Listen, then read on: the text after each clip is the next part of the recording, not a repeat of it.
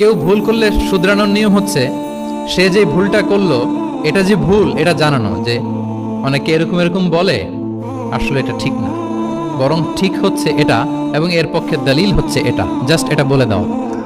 এটা যদি বলে দেয় তাহলে কি হবে, যখন ওই যে ভুল করছে সে যখন শুনবে, তার নাম তো আর বলা হয় নাই, সে তো বুঝে যাবে এটা তো আমি ভুলটা করছি, ফলে আমি শুধরে গেলাম, ওই লোক শুধরে যাবে। আর বাকি যারা লিসেনার শ্রোতা তারা সবাই সতর্ক হয়ে যাবে। তাইলে যেটা উদ্দেশ্য ছিল কাউকে শুধরানো, ওটা হয়ে গেছে না? কারো নাম নেওয়া প্রয়োজন হয়েছে? বলেন তো, রাসূল সাল্লাল্লাহু আলাইহি ওয়াসাল্লাম যখন কাউকে কারেক্ট করতেন তখন কখনো কারো নাম ধরে শুধরাতেন না, কারেক্ট করতেন না। আল্লাহু আকবার। নাম ধরে শুধরাতেন না, পাছে না সে লজ্জা পেয়ে যায়, পাছে না সে বিব্রত হয় মানুষের সামনে। সুবহানাল্লাহ। অন্যের রাইটস, অন্যের ব্যক্তিত্বের ব্যাপারে কতটা মর্যাদাশীল ছিলেন।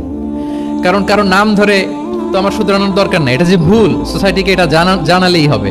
তাহলে যে ভুল করছে সে শুধরে গেল, বাকিরা সতর্ক হয়ে গেল, ঠিক না?